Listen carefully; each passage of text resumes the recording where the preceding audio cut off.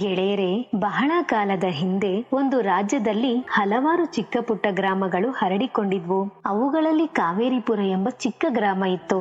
ಅದೇ ಗ್ರಾಮದಲ್ಲಿ ಶಂಕರ ಎಂಬಾತ ತನ್ನ ಕುಟುಂಬದೊಂದಿಗೆ ವಾಸ ಮಾಡ್ತಿದ್ದ. ಅವನದು ಹುಲ್ಲು ಮತ್ತು ಮಣ್ಣಿನಿಂದ ಮಾಡಿದ ಚಿಕ್ಕ ಗುಡಿಸಲ ಮನೆ ಆಗಿತ್ತು. ಆದ್ರೆ ಅಂತ ಕಡುಬಡತನ ಮಧ್ಯದಲ್ಲಿಯೂ ಶಂಕರ ಬಹಳ ಸಂತೋಷದಿಂದ ಜೀವನ ಮಾಡ್ತಿದ್ದ. ಆತನ ಮನೆಯಲ್ಲಿ 4 ಜನರಿದ್ರು. ಅವನು ಮತ್ತೆ ಅವನ ಹೆಂಡತಿ ಸರಸ್ವತಿ ಮತ್ತೆ 2 ಮಕ್ಕಳು, ರಾಘವ ಮತ್ತು ಲಕ್ಷ್ಮಿ.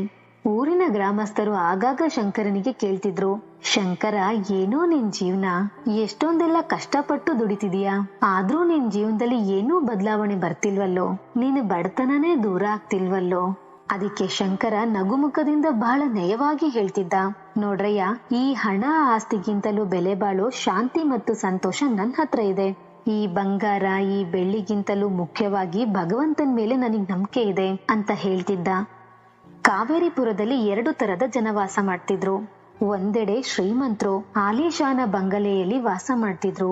ಅವರು ಬಡವರಿಗೆ ಸಹಾಯ ಮಾಡೋದಿರ್ಲಿ, ಬಡವರನ್ನ ಕಾಲ್ಕಸದ ತರ ನೋಡ್ಕೊಳ್ತಿದ್ರು. ಇನ್ನೊಂದ್ ಕಡೆ ಬಡವರು 2 ಹೊತ್ತಿನ ಊಟಕ್ಕಾಗಿ ದಿನ ಇಡೀ ಕೂಲಿ ಕೆಲಸ ಮಾಡ್ಕೊಂಡು ಜೀವನ ನಡೆಸ್ಕೊಂಡು ಹೋಗ್ತಿದ್ರು. ಅವರಲ್ಲಿ ಶಂಕರ ಕೂಡ ಒಬ್ಬ. ಎಲ್ಲರ ತರ ಅವನು ಕೂಡ ಶ್ರಮಜೀವಿಯಾಗಿದ್ದ. ದೇವರ ಮೇಲೆ ಅಪಾರ ಭಕ್ತಿ ಇಟ್ಕೊಂಡಿದ್ದ. ದುಡಿಮೆಯಿಂದ ಬಂದ ಅಲ್ಪ ಸ್ವಲ್ಪ ಕೂಲಿ ಕಾಸನ್ನ ದೇವರ ಪ್ರಸಾದ ಅಂತ ನಂಬಿ ತನ್ನ ಕುಟುಂಬವನ್ನ ಸಾಕ್ತಿದ್ದ. ಆದ್ರೆ ಕೆಲವೊಂದ್ಸಾರಿ ಪರಿಸ್ಥಿತಿ ಕೈಕೊಟ್ಟಾಗ ಅವನಿಗೆ ಉಪವಾಸ ಕೂಡ ಇರ್ಬೇಕಾಗಿತ್ತು. ಅಂಥದ್ರಲ್ಲಿ ಅವನು ಯಾರಿಂಗ್ಲಾದ್ರೂ ಸಹಾಯ ಕೇಳೋಣ ಅಂತ ಹೋದ್ರೆ ಊರಿನ ಶ್ರೀಮಂತ ಜನ ಹೇಳ್ತಿದ್ರು, ಯಾಕಪ್ಪ, ಏನಾಯ್ತು? ಹಣ ಆಸ್ತಿಗಿಂತಲೂ ನಿನ್ಗೇನು ಮುಖ್ಯ ಅಲ್ಲ ಅಂತ ಹೇಳ್ತಿದ್ದೆ, ಈಗೇನಾಯ್ತು? ಎಲ್ಲಾ ದೇವ್ರೇ ನೋಡ್ಕೊಳ್ತಾನೆ ಅಂತ ಹೇಳ್ತಿದ್ದೆ. ಹಾಗಿದ್ರೆ ಹೋಗು, ಮತ್ತೆ ಆ ದೇವ್ರನ್ನೇ ಕೇಳು, ದೇವ್ರೇ ಹೊಟ್ಟೆ ತುಂಬಿಸ್ತಾನೆ. ನಮ್ಮೆದ್ರಿಗೆ ಯಾಕೆ ಕೈ ಚಾಚ್ಕೊಂಡ್ ನಿಂತ್ಕೊಳ್ತೀಯ? ಈ ತರ ಶ್ರೀಮಂತರ ಮಾತ್ ಕೇಳಿ ಶಂಕರನ ಮನಸ್ಸಿಗೆ ಬಹಳ ನೋವಾಗ್ತಿತ್ತು. ಆದ್ರೂ ಅವನ ಮುಖದಲ್ಲಿ ಒಂದು ಕಿರುನಗೆ ಇರ್ತಾ ಇತ್ತು. ದೇವ್ರು ಒಂದಿಲ್ಲ ಒಂದು ದಿನ ಕಣ್ ತೆರೆದೇ ತೆರಿತಾನೆ, ನನಗೂ ಒಂದು ಸಮಯ ಬಂದೇ ಬರುತ್ತೆ ಅಂತ ತನ್ನನ್ನೇ ತಾನು ಸಮಾಧಾನ ಮಾಡ್ಕೊಳ್ತಿದ್ದ. ವಿಷಯ ಏನಂದ್ರೆ, ಶಂಕರನ ಪರಿಸ್ಥಿತಿ ಮೊದ್ಲಿಂದಾನೂ ಇದೇ ತರ ಇರ್ಲಿಲ್ಲ. ಒಂದು ಕಾಲದಲ್ಲಿ ಅವನು ಕೂಡ ಒಬ್ಬ ದೊಡ್ಡ ಶ್ರೀಮಂತನಾಗಿದ್ದ. ಊರಲ್ಲಿ ಅವನದು ಒಂದು ದೊಡ್ಡ ಬಂಗಲೆ ಇತ್ತು. ತುಂಗಾನಗರದಲ್ಲಿ ವ್ಯಾಪಾರ ಮಾಡ್ತಿದ್ದ. ಅವನ ಅಂಗಡಿಯ ಮುಂದೆ ಗ್ರಾಹಕರ ದಂಡೇ ಇರ್ತಿತ್ತು. ಅವನು ಪ್ರತಿಯೊಬ್ಬ ಗ್ರಾಹಕರೊಂದಿಗೆ ಬಹಳ ಸೌಜನ್ಯದಿಂದ ಮಾತಾಡ್ತಿದ್ದ. ಮತ್ತೆ ಯಾವಾಗ್ಲೂ ಪ್ರಾಮಾಣಿಕತೆಯಿಂದ ವ್ಯಾಪಾರ ಮಾಡ್ತಿದ್ದ. ಆತನ ಬೆಲೆಗಳು ಇತರ ವ್ಯಾಪಾರಿಗಳಿಗಿಂತ ಬಹಳ ಕಡಿಮೆ ಇರ್ತಿದ್ವು. ಯಾಕಂದ್ರೆ ಅವನಿಗೆ ಮೋಸ ಮಾಡಿ ಹೆಚ್ಚಿಗೆ ಲಾಭ ಗಳಿಸೋ ದುರಾಸೆ ಇರ್ಲಿಲ್ಲ.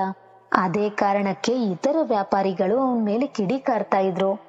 ಎಲ್ಲಿವರೆಗೂ ಶಂಕರನ ಅಂಗಡಿ ಇರುತ್ತೋ ಅಲ್ಲಿವರೆಗೂ ನಮ್ಗೆ ಗಿರಾಕಿಗಳೇ ಬರಲ್ಲ ಅಂತ ಯೋಚನೆ ಮಾಡಿ ಅವ್ರೆಲ್ರೂ ಸೇರ್ಕೊಂಡು ಒಂದು ಕುತಂತ್ರ ರೂಪಿಸಿದ್ರು. ಶಂಕರನನ್ನ ಬಜಾರಿನಿಂದ ಹೊರಗಟ್ಬೇಕು ಅಂತ ತೀರ್ಮಾನ ಮಾಡಿದ್ರು. ಅವರು ಚಂದಾಪುರದಿಂದ ರಮೇಶ ಅನ್ನೋ ಒಬ್ಬ ಕಪಟಿ ವ್ಯಾಪಾರಿಯನ್ನ ಕರೆಸಿದ್ರು. ರಮೇಶನು ಕೂಡ ಒಬ್ಬ ದೊಡ್ಡ ವ್ಯಾಪಾರಿಯಾಗಿದ್ದ. ಆದ್ರೆ ವ್ಯಾಪಾರಿಗಳ ಗುಂಪಲ್ಲಿ ಸಂಚರಿಸ್ತಾ ಮೋಸದಿಂದ ಹಣ ಸಂಪಾದನೆ ಮಾಡ್ತಿದ್ದ. ಶಂಕರನ ಅಂಗಡಿಗೆ ಬಂದ ರಮೇಶ, ಅವನೂ ಒಬ್ಬ ಒಳ್ಳೆ ವ್ಯಾಪಾರಿ ತರ, ನಾನು ಚಂದಾಪುರದಿಂದ ಬಂದಿದ್ದೀನಿ. ನಾನ್ ನಿಮ್ ಬಗ್ಗೆ, ನಿಮ್ಮ ಬಟ್ಟೆಗಳ ಗುಣಮಟ್ಟದ ಬಗ್ಗೆ ಬಹಳ ಕೇಳ್ಪಟ್ಟಿದ್ದೀನಿ. ನಿಮ್ ಅಂಗಡಿಯಲ್ಲಿರೋ ಎಲ್ಲಾ ಬಟ್ಟೆಗಳನ್ನ ಖರೀದಿ ಮಾಡ್ಬೇಕಂತಿದ್ದೀನಿ. ಆದ್ರೆ ನನ್ನ ಹತ್ರ ಈಗ ಅಷ್ಟೊಂದ್ ಹಣ ಇಲ್ಲ. ಚಂದಾಪುರದಿಂದ ಇನ್ನೊಂದು ವ್ಯಾಪಾರಿಗಳ ಗುಂಪು ಬರ್ತಿದೆ. ಅದ್ರಲ್ಲಿ ನನ್ನ ತಮ್ಮನೂ ಬರ್ತಿದ್ದಾನೆ. ಅವನು ತನ್ನೊಟ್ಟಿಗೆ ಬಹಳಷ್ಟು ಸಾಮಾನುಗಳನ್ನ ತರ್ತಿದ್ದಾನೆ. ಅವನು ಬಜಾರಿಗೆ ಬರ್ತಿದ್ದಂತೆ ನಿಮ್ ಹಣನ ನಿಮಗ್ ಕೊಟ್ಬಿಡ್ತೀನಿ, ಇನ್ನೇನು ಸಂಜೆ ಅಷ್ಟೊತ್ತಿಗೆ ಬಂದ್ಬಿಡ್ತಾನೆ ಅಂತ ಹೇಳ್ದ. ಶಂಕರ ಅವನನ್ನ ಬಹಳ ಗಮನದಿಂದ ನೋಡಿ ಹೇಳ್ದ, ನೋಡಪ್ಪ, ನೀನ್ ನೋಡೋದಿಕ್ಕೆ ಒಳ್ಳೆ ವ್ಯಕ್ತಿ ತರ ಕಾಣಿಸಿದ್ಯಾ. ವ್ಯಾಪಾರದಲ್ಲಿ ಒಬ್ರ ಮೇಲೆ ಒಬ್ರಿಗೆ ನಂಬಿಕೆ ಇರ್ಬೇಕು. ಸರಿ, ಹಾಗಿದ್ರೆ ನನ್ನ ಅಂಗಡಿಯಲ್ಲಿರೋ ಎಲ್ಲಾ ಬಟ್ಟೆಗಳನ್ನ ಕೊಟ್ಬಿಡ್ತೀನಿ. ಸಂಜೆ ಅಷ್ಟೊತ್ತಿಗೆ ನನ್ನ ಹಣ ನನಗ್ ಕೊಟ್ಬಿಡ್ಬೇಕು. ಆದ್ರೆ ಅಲ್ಲಿವರೆಗೂ ನೀನ್ ನನ್ ಜೊತೆ ಇರ್ಬೇಕು. ರಮೇಶ ಹೇಳ್ದ, ಸರಿ ಆಯ್ತು, ನೀನೇನು ಚಿಂತೆ ಮಾಡ್ಬೇಡ, ನಾನ್ ಇಲ್ಲೇ ಇರ್ತೀನಿ ಅಂದ.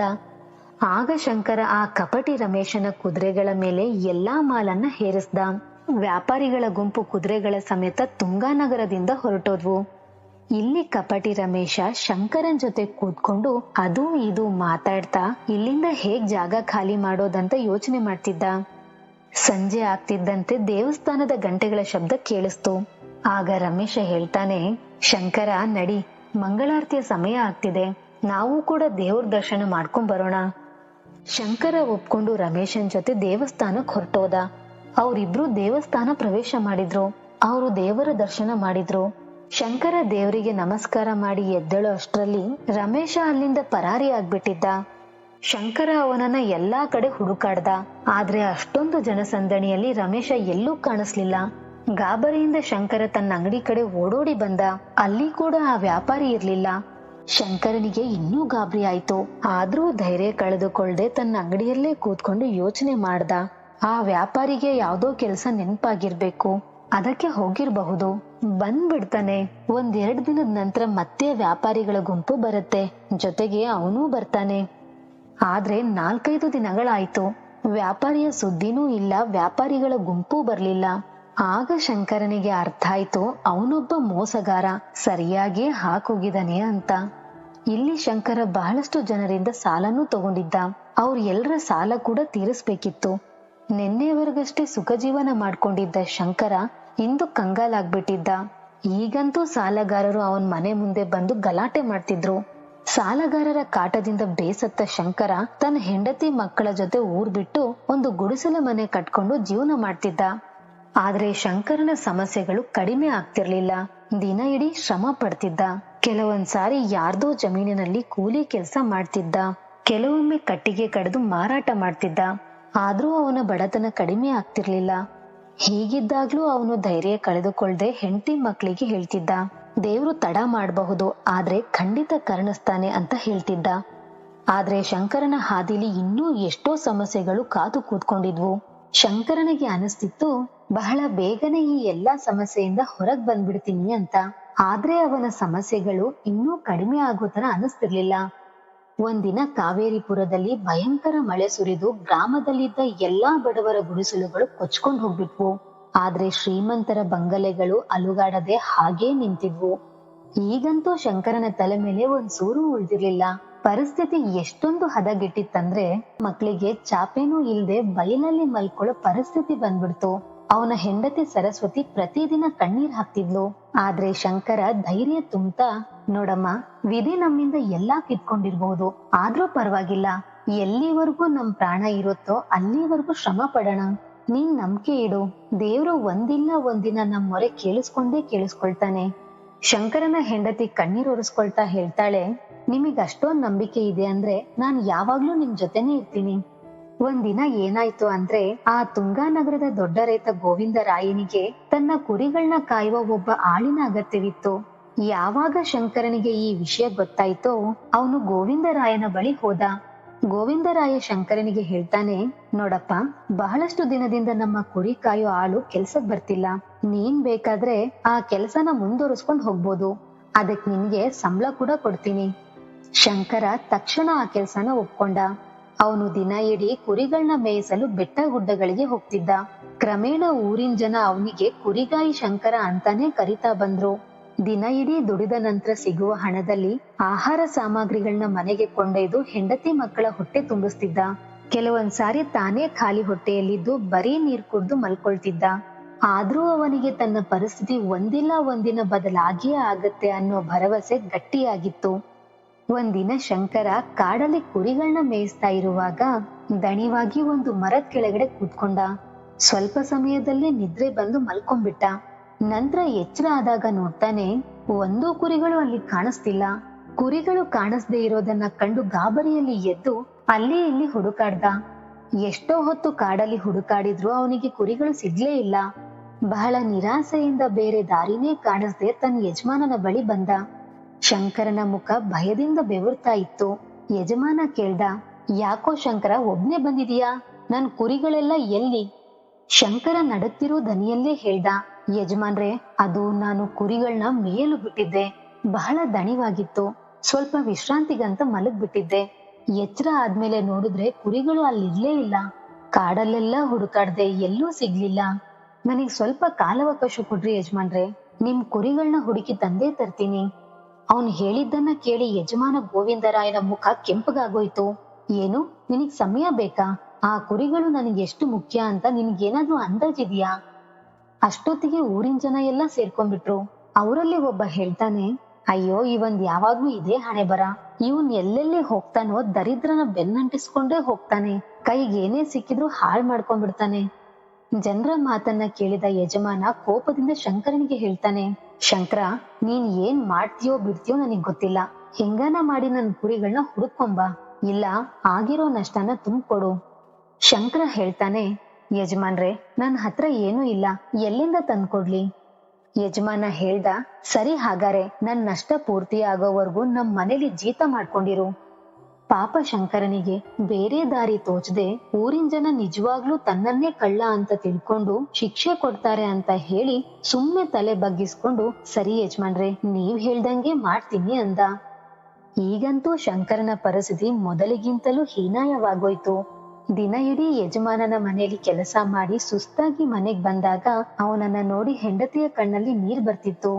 ಎಷ್ಟೊಂದ್ ದಣಿದ್ ಬರ್ತಿದ್ನಂದ್ರೆ ಮಕ್ಕಳ ಜೊತೆ ಒಂದೆರಡು ಮಾತಾಡೋಕ್ಕೂ ಶಕ್ತಿ ಇರ್ತಿರ್ಲಿಲ್ಲ. ಅಯ್ಯೋ ದೇವ್ರೆ, ಈಗಂತೂ ನನಗ್ ಸಹನನೇ ನೀರ್ ಬಿಟ್ಟಂಗ್ ಅನಿಸ್ತಿದೆ ಅಂತ ಪ್ರತಿದಿನ ತನ್ನನ್ನ ತಾನೇ ದೂಷಿಸ್ಕೊಳ್ತಿದ್ದ. ಈ ತರ ಶಂಕರ ಗೋವಿಂದರಾಯನ ಆಳಾಗಿ ಕೆಲಸ ಮಾಡ್ತಾ 1 ವರ್ಷ ಕಳೀತು.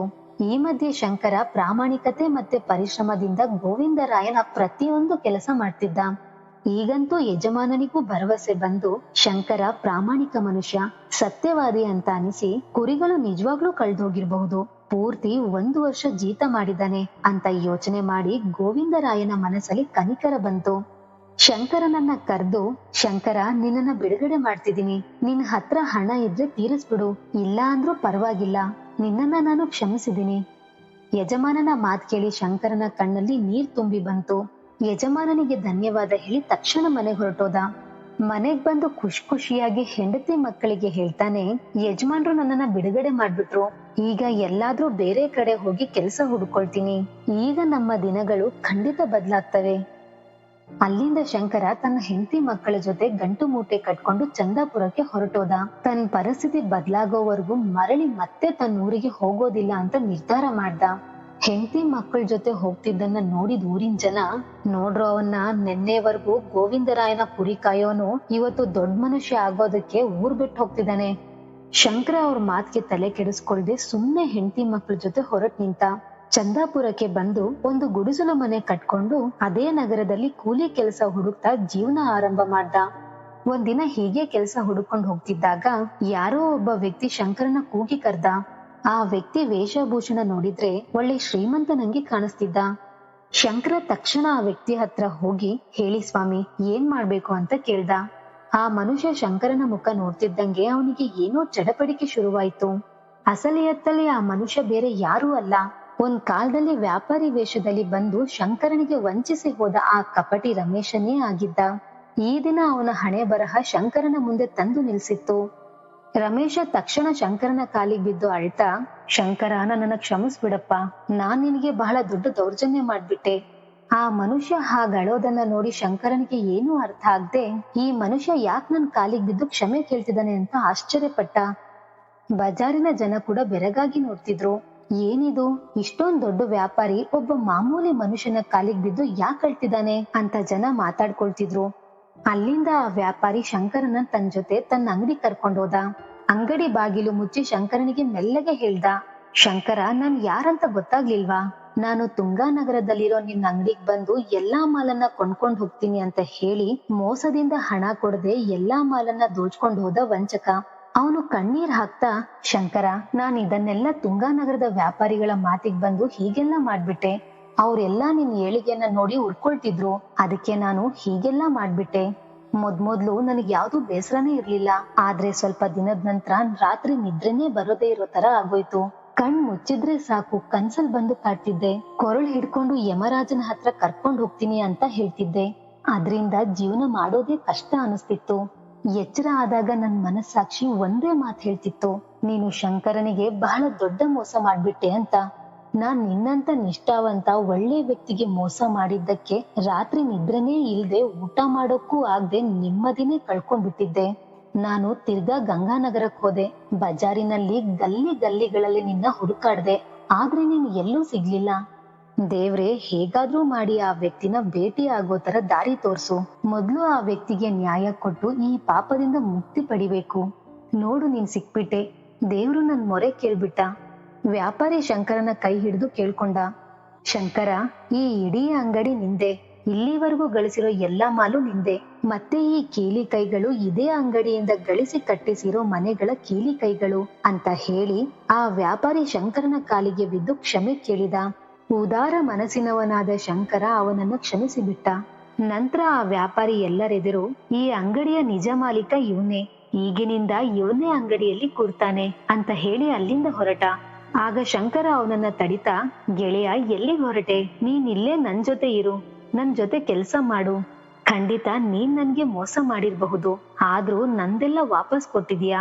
ನೀನ್ ಎಷ್ಟೊಂದು ಗಳಿಸಿ ಕೊಟ್ಟಿದ್ಯಾ ಅಂದ್ರೆ ನಾನೇ ಸ್ವತಃ ವ್ಯಾಪಾರ ಮಾಡಿದ್ರು ಇಷ್ಟೊಂದೆಲ್ಲ ಗಳಿಸಿಕೊಳ್ಳೋಕ್ ಆಗ್ತಿರ್ಲಿಲ್ಲ.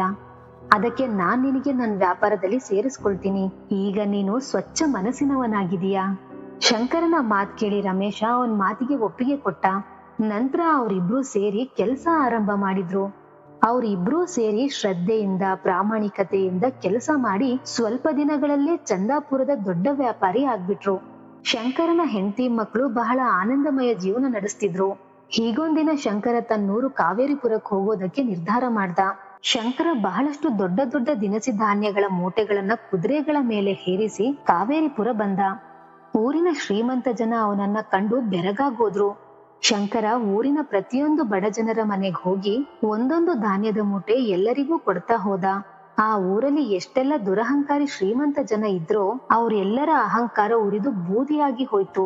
ಅದಕ್ಕೆ ಹೇಳೋದು, ಎಲ್ಲರಿಗೂ ಒಂದು ಕಾಲ ಬಂದೇ ಬರುತ್ತೆ. ವಿಜಯಪುರ ಅನ್ನೋ ಒಂದೂರಲ್ಲಿ ಸೋಮಯ್ಯ ಅನ್ನೋ ಒಬ್ಬ ದೊಡ್ಡ ಜಮೀನ್ದಾರ ಇದ್ದ. ಅವನ ಮಗನ ಹೆಸರು ಅರವಿಂದ ಅಂತ. ಓದು ಬರಹ ಅಂದ್ರೆ ಮಾರುದ್ದ ಓಡ್ತಿದ್ದ. ಪಾಪ ಜಮೀನ್ದಾರ ಓದು ಓದು ಅಂತ ಹೇಳಿ ಸುಸ್ತಾಗ್ಬಿಟ್ಟಿದ್ದ. ಆದ್ರೆ ಅವನಿಂದ ತನ್ನ ಮಗನಿಗೆ ಏನೂ ಕಲ್ಸೋಕಾಗಿಲ್ಲ. ಒಂದಿನ ಸೋಮಯ್ಯ ಮಗನಿಗೆ ಹೇಳ್ದ, ಮಗನೇ, ನನ್ನಿಂದ ನಿನಗೇನೂ ಕಲ್ಸೋಕಾಗಿಲ್ಲ. ಅದಕ್ಕೆ ನಿನಗೋಸ್ಕರ ಒಬ್ಬ ದೊಡ್ಡ ಪಂಡಿತರ ವ್ಯವಸ್ಥೆ ಮಾಡಿದೀನಿ. ಅವರು ನಗರದಲ್ಲಿರ್ತಾರೆ. ನೀನು ಅಲ್ಲೇ ಇದ್ದು ಅವರಿಂದ ವಿದ್ಯಾಭ್ಯಾಸ ಕಲಿಬೇಕು. ಕೊನೆ ಪಕ್ಷ ಅವರೇ ಏನಾದ್ರೂ ಕಲಿಸ್ಬೋದು ಅಂತ ಹೇಳಿ ಸೋಮಯ್ಯ ಆ ಪಂಡಿತರ ಬಳಿ ತನ್ನ ಮಗನನ್ನ ಕಳಿಸಿಕೊಟ್ಟ. ಆ ಹುಡುಗ ಅರವಿಂದ ಇಡೀ 1 ವರ್ಷ ಪಂಡಿತರ ಬಳಿ ಇದ್ದ. 1 ವರ್ಷದ ನಂತರ ತಂದೆ ಹತ್ರ ಬಂದಾಗ ತಂದೆ ಕೇಳಿದ್ರು, ಮಗ್ನೆ, ಈಗ ಹೇಳು, ಈ 1 ವರ್ಷದಲ್ಲಿ ನೀನ್ ಗುರುವಿನಿಂದ ಏನೇನ್ ಕಲ್ತ್ ಬಂದೆ? ಹುಡುಗ ಹೇಳ್ತಾನೆ, ಅಪ್ಪಾಜಿ, ಈಗ ನಾನು ನಾಯಿಗಳ ಭಾಷೆ ಚೆನ್ನಾಗ್ ಕಲ್ತಿದ್ದೀನಿ. ಮಗನ ಮಾತ್ ಕೇಳಿ ತಂದೆ ತನ್ನ ಹಣೆ ಜಜ್ಕೊಳ್ತಾ, ಅಯ್ಯೋ ದೇವ್ರೆ, 1 ವರ್ಷ ಪಂಡಿತರ ಜೊತೆ ಇದ್ದು ನೀನು ಬರೀ ನಾಯಿಗಳ ಭಾಷೆ ಕಲ್ತಿದೀಯಾ? ಅಷ್ಟೇನಾ ಕಲ್ತಿದ್ದು? ಬೇರೆ ಏನು ಕಲ್ತಿಲ್ವೇನು? ನಾನ್ ನಿನಗೆ ನಾಯಿ ಭಾಷೆ ಕಲಿಯೋದಕ್ಕೆ ಕಳಿಸಿರ್ಲಿಲ್ಲ. ಆ ಜಮೀನ್ದಾರ ತನ್ನ ಮಗನಿಗೆ ಇನ್ನೊಬ್ಬ ಪಂಡಿತರ ಬಳಿ ಕಲಿಯೋದಕ್ಕೆ ಕಳಿಸ್ಕೊಟ್ಟ. ಒಂದಿನ ಮಗ ಸಂತೋಷದಿಂದ ಮನೆಗ್ ಬಂದಾಗ ತಂದೆ ಮಗನಿಗೆ ಕೇಳ್ತಾನೆ, ಮಗನೇ, ಈ ಸಾರಿ ನೀನು 1 ವರ್ಷದಲ್ಲಿ ಏನೇನ್ ಕಲ್ತ್ಕೊಂಡ್ಬಂದೆ? ಮಗ ಹೇಳ್ತಾನೆ, ಅಪ್ಪಾಜಿ, ಈ ಸಾರಿ ನಾನು ಪಕ್ಷಿಗಳ ಭಾಷೆ ಕಲ್ತ್ಕೊಂಡ್ಬಂದೆ. ಅಷ್ಟು ಕೇಳ್ತಿದ್ದಂತೆ ಜಮೀನ್ದಾರನ ಪಿತ್ತ ನೆತ್ತಿಗೇರ್ಬಿಡ್ತು. ಸಿಟ್ಟಿನಿಂದ ಹೇಳ್ತಾನೆ, ಎಲ್ಲವೋ ಮೂರ್ಖ ಶಿಖಾಮಣಿ, ನೀನ್ ನನ್ನ ಬೆಲೆ ಬಾಳೋ ಸಮಯ ಮತ್ತೆ ಅಷ್ಟೊಂದೆಲ್ಲ ಹಣನ ಈ ಪ್ರಾಣಿ ಪಕ್ಷಿಗಳ ಭಾಷೆ ಕಲಿಯೋದ್ರಲ್ಲೇ ಹಾಳ್ ಮಾಡ್ಬಿಟ್ಟಿರ್ಲೋ. ನಾಚಿಕೆ ಇಲ್ವೇನೋ? ನಡಿ, ನನ್ ಕಣ್ಣಿಗ್ ಕಾಣಿಸ್ಬೇಡ. ನಿನ್ ದರಿದ್ರ ಮುಖ ನನಗ್ ತೋರಿಸ್ಬೇಡ. ಈ ಸಾರಿ ನಿನ್ನ ಇನ್ನೊಬ್ಬ ಪಂಡಿತರ ಹತ್ರ ಕಳಿಸ್ಕೊಡ್ತೀನಿ.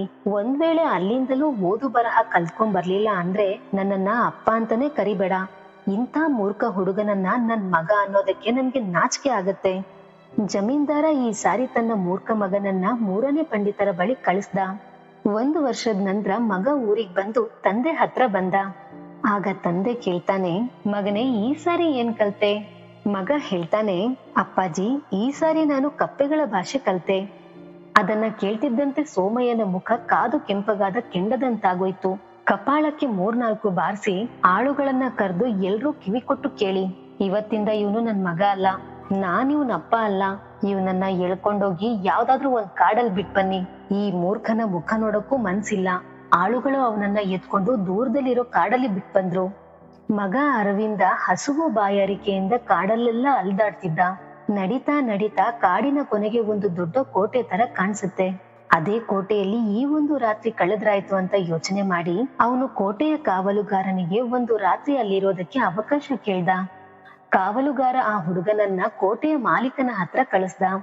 ಆದ್ರೆ ಆ ಹುಡುಗನನ್ನ ಮಾಲೀಕ ನೋಡಿ ಹೇಳ್ತಾನೆ, ಸರಿಯಪ್ಪ, ನಾನೇನೋ ನಿನ್ಗೆ ಅಲ್ಲಿರೋದಕ್ಕೆ ಅವಕಾಶ ಕೊಡ್ಬೋದು. ಆದ್ರೆ ಆ ಕೋಟೆಯ ಹಿಂಭಾಗದಲ್ಲಿ ಭಯಂಕರವಾಗಿರೋ ನಾಯಿಗಳಿವೆ. ಮನುಷ್ಯರನ್ನ ಕಚ್ಚಿ ಹರಿದು ಹಾಕ್ಬಿಡ್ತವೆ. ಈ ಹಿಂದೆ ಒಬ್ಬ ಮನುಷ್ಯನನ್ನ ಕಚ್ಚಿ ಸಾಯಿಸಿ ಹಾಕಿದವೆ. ಇಡೀ ಊರಿನ ಜನ ಆ ನಾಯಿಗಳಿಂದ ರೋಸ್ ಹೋಗಿದ್ದಾರೆ. ಆ ಕೋಟೆಯ ಹಿಂಭಾಗದಲ್ಲಿ ಕೋಣೆಗಳು ಖಾಲಿ ಇದಾವೆ. ತಿಳಿದು ತಿಳಿದು ಅಲ್ಲಿರ್ಬೇಕಂತೀಯನಪ್ಪ. ಹುಡುಗ ಮಾಲೀಕನ ಮಾತಿಗೆ ಒಂದಿಷ್ಟು ಹೆದರ್ಲಿಲ್ಲ. ಯಾಕಂದ್ರೆ ಅವನಿಗೆ ನಾಯಿಗಳ ಭಾಷೆ ಬಹಳ ಚೆನ್ನಾಗಿ ಅರ್ಥ ಆಗ್ತಿತ್ತು. ಅವನು ಮಾಲೀಕನಿಗೆ ಹೇಳ್ತಾನೆ, ಆಯ್ತು ಸರಿ, ನೀವು ಮೊದ್ಲು ನನಗೆ ಅನುಮತಿ ಕೊಡಿ, ನಾನ್ ಹೇಗೋ ಒಂದ್ ದಾರಿ ಕಂಡ್ಕೊಳ್ತೀನಿ. ಆದ್ರೆ ಅದಕ್ಕಿಂತ ಮೊದ್ಲು ಆ ನಾಯಿಗಳು ನನ್ ಮೇಲೆ ಎಗರಿಬಾರ್ದಂಗೆ ತಿನ್ಸೋಕೇನಾದ್ರೂ ಕೊಡಿ. ಮಾಲೀಕನಿಗೆ ಅರವಿಂದನ ಮೇಲೆ ಒಂಚೂರು ಭರವಸೆ ಇರ್ಲಿಲ್ಲ. ಯಾಕಂದ್ರೆ ಆ ನಾಯಿಗಳು ಎಂಥ ಘಟಾನುಘಟಿ ಪೈಲ್ವಾನರ ವಶದಲ್ಲೇ ಬರ್ದೇ ಇರೋವು ಇನ್ನ ಈ ಹುಡುಗನನ್ನ ಬಿಡ್ತಾವ. ಆದ್ರೂ ಅವನು ಆ ಭಯಂಕರ ನಾಯಿಗಳಿಂದ ಮುಕ್ತಿ ಪಡೆಯೋ ಇಚ್ಛೆಲಿ ನಾಯಿಗಳಿಗೆ ತಿನ್ಸೋದಕ್ಕೆ ಆಹಾರ ಕೊಟ್ಟ. ಅವನೇ ಸ್ವತಃ ಅರವಿಂದನನ್ನ ಕೋಟೆ ಹಿಂದೆ ಹೋಗಿ ಬಿಟ್ಟು ಬಂದ. ಅರವಿಂದ ಕೋಟೆ ಹಿಂಭಾಗಕ್ಕೆ ಹೋದಾಗ ಅಲ್ಲಿ ನೋಡ್ತಾನೆ, ಬಹಳಷ್ಟು ಭಯಂಕರ ನಾಯಿಗಳಿದ್ವು. ಎಲ್ಲಾ ನಾಯಿಗಳು ಅವನ್ ಮುಂದೆ ಬಹಳ ಪ್ರೀತಿಯಿಂದ ಬಾಲ ಅಲುಗಾಡಿಸ್ತಿದ್ವು. ಅರವಿಂದ ಅವುಗಳ ಮುಂದೆ ಊಟ ಇಟ್ಟಾಗ ಎಲ್ಲಾ ನಾಯಿಗಳು ಊಟದ ಮೇಲೆ ಎಗರಿ ಬಿದ್ವು. ನಂತರ ಅರವಿಂದ ನಾಯಿಗಳ ಜೊತೆಯಲ್ಲೇ ರಾತ್ರಿಯೆಲ್ಲ ಕಳೆದ. ಮಾರನೇ ದಿನ ಅರವಿಂದ ಎದ್ದು ಸುರಕ್ಷಿತವಾಗಿ ಕೋಟೆಯ ಮಾಲೀಕನ ಮುಂದೆ ಬಂದಾಗ ಮಾಲೀಕ ಅವನನ್ನ ನೋಡಿ ಬೆರಗಾಗಿ ಹೋದ. ಕೋಟೆ ಮಾಲೀಕನ ಅನುಮಾನ ದೂರ ಮಾಡೋದಕ್ಕೆ ಅರವಿಂದ ಹೇಳ್ತಾನೆ, ನಾಯಿಗಳು ಯಾಕೆ ಅಷ್ಟೊಂದು ಕ್ರೂರವಾಗಿವೆ, ಯಾಕೆ ಈ ಪ್ರದೇಶದ ಜನರಿಗೆ ಹಾನಿ ಮಾಡ್ತಾ ಇದ್ದಾವೆ ಅಂತ ತಮ್ಮ ಭಾಷೆಯಲ್ಲಿ ಹೇಳಿದವೆ. ವಾಸ್ತವದಲ್ಲಿ ಆ ನಾಯಿಗಳಿಗೆ ಶಾಪ ತಗಲಿದೆ. ಅವುಗಳಿಗೆ ಒಂದು ದೊಡ್ಡ ನಿಧಿಯ ಕಾವಲು ಕಾಯ್ಬೇಕಾಗಿದೆ. ಮತ್ತೆ ಆ ನಿಧಿ ಕೋಟೆ ಹಿಂದೆ ಹುದುಗಿಡಲಾಗಿದೆ. ಎಲ್ಲಿವರೆಗೂ ಆ ಖಜಾನೆ ಅಲ್ಲಿಂದ ತೆರವುಗೊಳಿಸೋದಿಲ್ವೋ ಅಲ್ಲಿವರೆಗೂ ಆ ನಾಯಿಗಳಿಗೆ ಶಾಂತಿ ಇರಲ್ಲ. ಕೋಟೆಯ ಮಾಲೀಕನಿಗೆ ಇಂಥ ಭಯಾನಕ ನಾಯಿಗಳು ಹೀಗ್ ಮಾಡ್ತವೆ ಅಂತ ಅರವಿಂದನ ಮಾತಿನ ಮೇಲೆ ಒಂದಿಷ್ಟು ನಂಬಿಕೆ ಇರ್ಲಿಲ್ಲ. ಸರಿ, ಹಾಗಿದ್ರೆ ನಾನ್ ನಿನ್ ಮಾತನ್ನ ನಂಬೇಕಂದ್ರೆ ನೀನೇ ಸ್ವತಃ ಆ ನಿಧಿಯನ್ನ ನನ್ ಮುಂದೆ ತಂದಿಡ್ಬೇಕು. ಅರವಿಂದ ಮತ್ತೆ ಆ ಕೋಟೆಯ ಹಿಂದೆ ಹೋಗಿ ಅಲ್ಲಿಂದ ಒಂದು ದೊಡ್ಡ ಪೆಟ್ಟಿಗೆಯನ್ನ ಎತ್ಕೊಂಡ್ ಬಂದ. ಆ ಪೆಟ್ಟಿಗೆ ಅತ್ಯಂತ ಬೆಲೆ ಬಾಳೋ ಬಂಗಾರದಿಂದ ತುಂಬಿತ್ತು. ಕೋಟೆಯ ಮಾಲೀಕನಿಗೆ ಅಷ್ಟೊಂದು ಬೆಲೆ ಬಾಳೋ ನಿಧಿಯನ್ನ ನೋಡಿ ಅವನಿಗೆ ಖುಷಿಯನ್ನ ತಡೆಯೋಕ್ಕಾಗ್ಲಿಲ್ಲ. ಅವನು ಅರವಿಂದನನ್ನ ಮಗನಾಗಿ ಮಾಡ್ಕೊಂಡ. ನಂತರ ನಾಯಿಗಳ ಬೊಗಳಿಕೆ ಕೂಡ ಇರ್ಲಿಲ್ಲ. ಅಕ್ಕಪಕ್ಕದ ಜನ ಶಾಂತಿಯ ನಿಟ್ಟುಸಿರು ಬಿಟ್ರು. ಕೆಲವು ದಿನಗಳ ಕಾಲ ಆ ಕೋಟೆಯಲ್ಲಿದ್ದು ಅರವಿಂದ ಮುಂದಿನ ಪ್ರಪಂಚ ನೋಡಲು ಪ್ರಯಾಣ ನಡೆಸ್ದ. ಕೋಟೆಯ ಮಾಲೀಕನ ಅನುಮತಿಯೊಂದಿಗೆ ಮುಂದೆ ಹೊರಟ. ರಸ್ತೆಯಲ್ಲಿ ಒಂದು ದೊಡ್ಡ ಕೊಳ ಬಂತು. ಆ ಕೊಳದಲ್ಲಿ ಟೆರ್ಟರ್ ಅಂತ ಶಬ್ದ ಮಾಡ್ತಾ ಇರೋ ಬಹಳಷ್ಟು ಕಪ್ಪೆಗಳು ವಾಸ ಮಾಡ್ತಾ ಇದ್ವು. ಅರವಿಂದ ಅವುಗಳ ಶಬ್ದ ಕೇಳಿದ ಕೂಡ್ಲೆ ಎಲ್ಲಾ ಅರ್ಥ ಮಾಡ್ಕೊಂಡ. ಜೊತೆಗೆ ಬಹಳ ದುಃಖ ಕೂಡ ಆಯ್ತು. ಕಪ್ಪೆಗಳು ಬಹಳ ವಿಷಾದದ ವಿಷಯ ಮಾತಾಡ್ಕೊಳ್ತಾ ಇದ್ವು.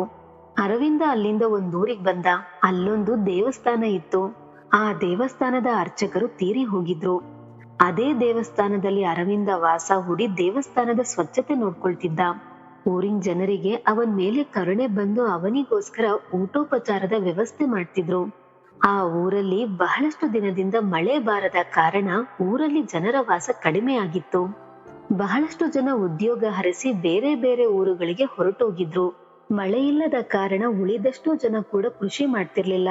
ಅರವಿಂದ ಒಂದಿನ ದೇವಸ್ಥಾನದ ಮೇಲೆ ಕೂತ್ಕೊಂಡು ಮಾತಾಡ್ಕೊಳ್ತಾ ಇರೋ ಎರಡು ಪಾರಿವಾಳಗಳನ್ನ ನೋಡ್ದ. ಗೆಳೆಯ, ನಾನು ಉತ್ತರ ದಿಕ್ಕಿನಿಂದ ಬಹಳಷ್ಟು ದೂರದಿಂದ ಪ್ರಯಾಣ ಮಾಡಿ ಬಂದಿದ್ದೀನಿ. ಆ ದಿಕ್ಕಿನ ಮಾರ್ಗದಿಂದ ಈ ಕಡೆಗೆ ಬಹಳಷ್ಟು ದೊಡ್ಡ ದೊಡ್ಡ ಮೋಡಗಳು ಬರ್ತಿವೆ. ಮುಂದಿನ ಒಂದೆರಡು ವಾರಗಳಲ್ಲಿ ಆ ಮೋಡಗಳು ಈ ಪ್ರದೇಶದಲ್ಲಿ ಒಳ್ಳೆ ಮಳೆ ಸುರಿಸ್ತವೆ. ಆದ್ರೆ ಇಲ್ಲಿನ ಜನ ಕೃಷಿ ಮಾಡ್ತಿಲ್ಲ. ಪಾಪ, ಈ ಸಾರಿ ಮಳೆ ಆದ್ರೂ ಕೂಡ ಜನ ಫಸಲು ನೋಡೋಕ್ಕಾಗಲ್ಲ. ಅರವಿಂದ ಅವುಗಳ ಮಾತ್ ಕೇಳಿ ಊರಿನ ಜನರಿಗೆ ಹೇಳ್ದ. ಆದ್ರೆ ಮೊದ್ಲೇನೋ ಜನರಿಗೆ ಅವನ್ ಮಾತ್ ಮೇಲೆ ನಂಬಿಕೆನೆ ಬರ್ಲಿಲ್ಲ. ಆದ್ರೆ ಕೆಲವರು ಮಾತ್ರ ಅವನ್ ಮಾತ್ ನಂಬಿ ಹೊಲಗಳಲ್ಲಿ ಬಿತ್ತನೆ ಮಾಡಿದ್ರು. ಸರಿಯಾಗಿ 20 ದಿನಗಳ ನಂತರ ನಿಜವಾಗ್ಲೂ ಉತ್ತರ ದಿಕ್ಕಿನಿಂದ ಬಂದ ಮೋಡಗಳು ಆ ಪ್ರದೇಶದಲ್ಲಿ ಮಳೆಯಾಗಿ ಭರ್ಜರಿಯಾಗಿ ಸುರಿದ್ವು. ಜನರ ಉಲ್ಲಾಸಕ್ಕೇನು ಕೊನೆಯೇ ಇರ್ಲಿಲ್ಲ. ಜನ ಅರವಿಂದನನ್ನ ಹಾಡಿ ಹೊಗಳಿದ್ರು. ಅರವಿಂದನನ್ನ ದೇವಸ್ಥಾನದ ಮುಖ್ಯ ಅರ್ಚಕನಾಗಿ ಮಾಡಿದ್ರು. ಅಂದಿನಿಂದ ಅರವಿಂದ ಆ ಎರಡೂ ಪಾರಿವಾಳಗಳ ಜೊತೆ ಸೇರ್ಕೊಂಡು ಊರಿನ ಜನರ ಉದ್ಧಾರಕ್ಕಾಗಿ ಕೆಲಸ ಮಾಡ್ತಾ ಹೋದ. ಇಡೀ ರಾಜ್ಯದಲ್ಲೇ ಅರವಿಂದನ ಖ್ಯಾತಿ ಹರಡಿತು. ವಾಸ್ತವದಲ್ಲಿ ಆ ದೇವಸ್ಥಾನದ ಅರ್ಚಕನ ಮರಣದ ಸುದ್ದಿ ಅರವಿಂದನಿಗೆ ಮೊದಲೇ ತಿಳಿದಿತ್ತು. ಅರವಿಂದ ಕೊಳದ ಪಕ್ಕದಿಂದ ಹೋಗ್ತಾ ಇದ್ದಾಗ ಕಪ್ಪೆಗಳು ದೇವಸ್ಥಾನದ ಅರ್ಚಕರ ಮರಣದ ಸುದ್ದಿಯನ್ನ ಮಾತಾಡ್ಕೊಳ್ತಾ ಇದ್ವು. ಅದಕ್ಕೆ ಅರವಿಂದ ಆ ಊರಿಗೆ ಹೋಗೋ ನಿರ್ಧಾರ ಮಾಡಿದ್ದ. ಅವನ ನಿರ್ಧಾರ ಸರಿಯಾಗಿಯೇ ಇತ್ತು. ಈಗ ಅರವಿಂದನ ತಂದೆಗೂ ಆ ಊರಿನ ಮುಖ್ಯ ಅರ್ಚಕನಾಗಿರೋ ಬಗ್ಗೆ ಸುದ್ದಿ ತಲುಪಿತ್ತು.